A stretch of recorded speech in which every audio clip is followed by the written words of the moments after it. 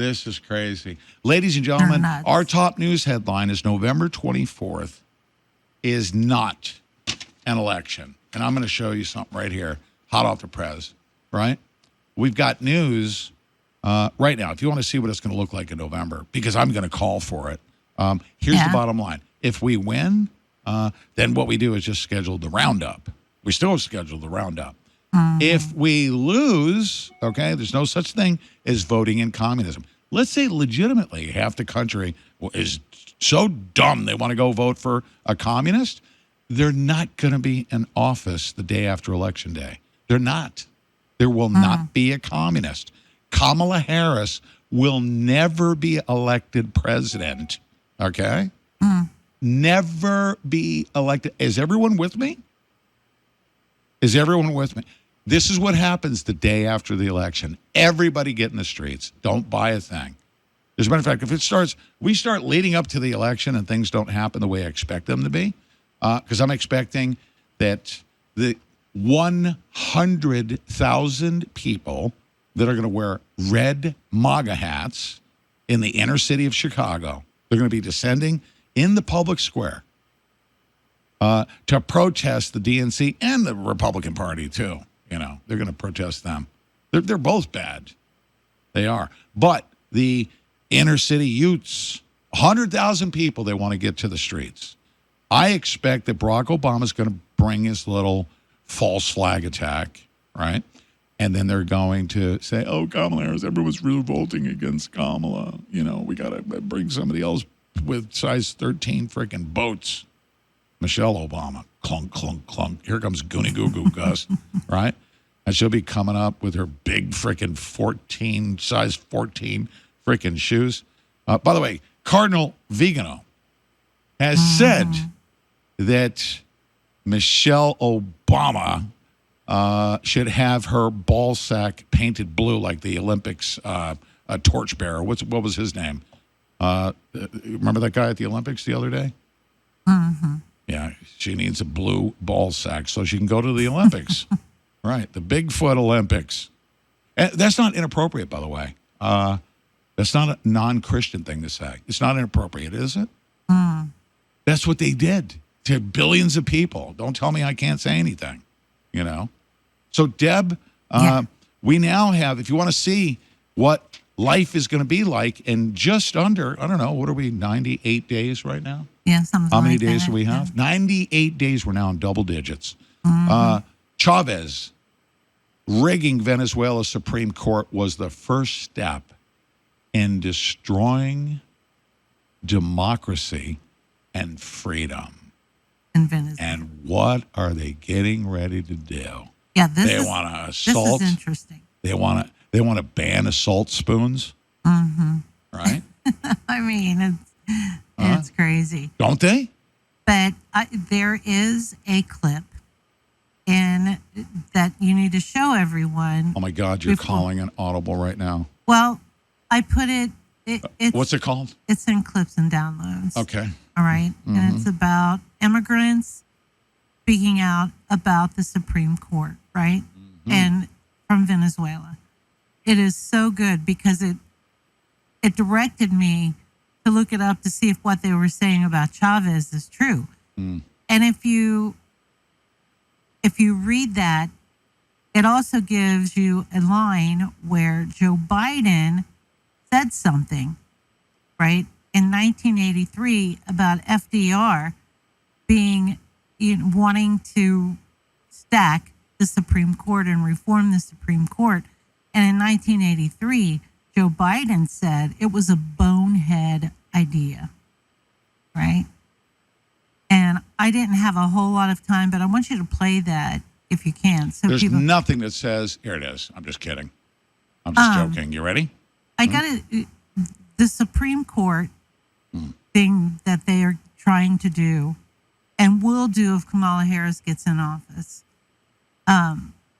is one of the most, it's one of the most terrible things that they could do to this country. They do that, and that is when we are done. That's when we're done. Period. Yes. I absolutely agree with you. Oh, there's Hold no on a doubt second. about it. Just give me just 1 second, okay? Can you? Mm-hmm. You mind? No, I don't mind. Okay, good. So Joe Biden has proposed, right, that the Supreme Court be completely changed.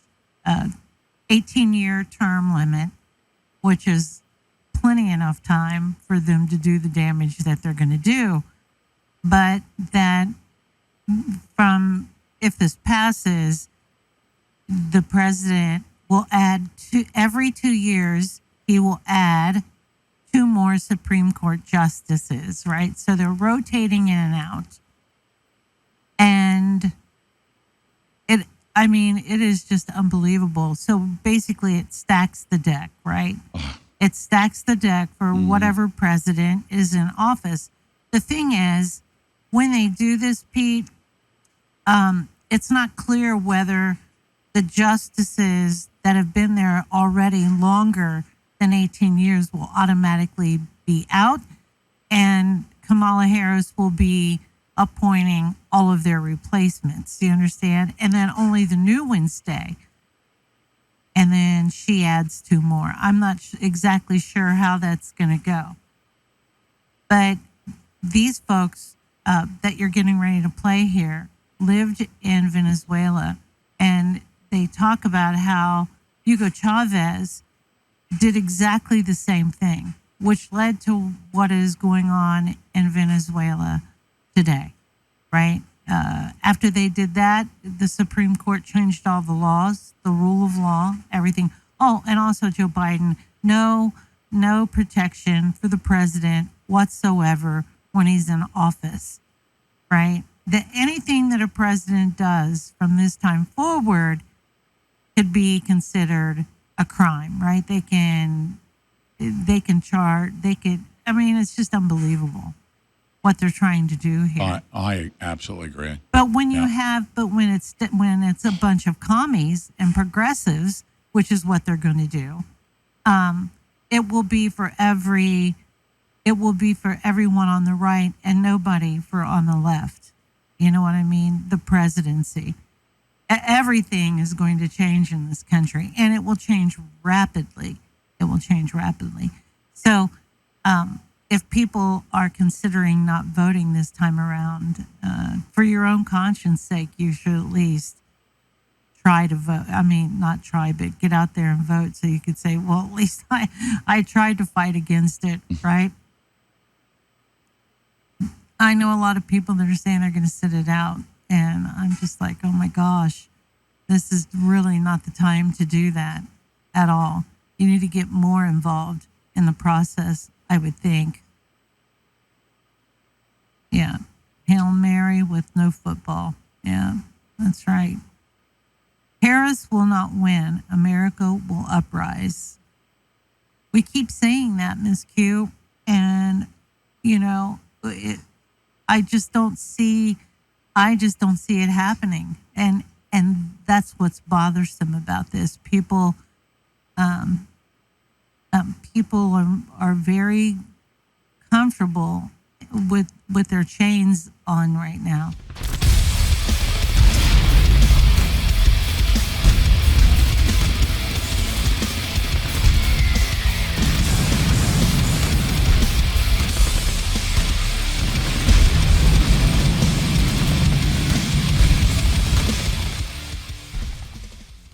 Banks are supposed to be the safest placeholders for cash in the world, but in 2022 that changed. The Federal Reserve pulled out $2.5 trillion of liquidity out of the banks, and the Fed also changed the requirements so banks don't need to keep any funds on hand. This means banks are starved for liquidity and have now become very dangerous places to hold your assets. Get out of the system with the world's safest and most private assets, silver and gold. Call Kirk Elliott, PhD at 720-605-3900. Be sure to tell him Pete Santilli sent you.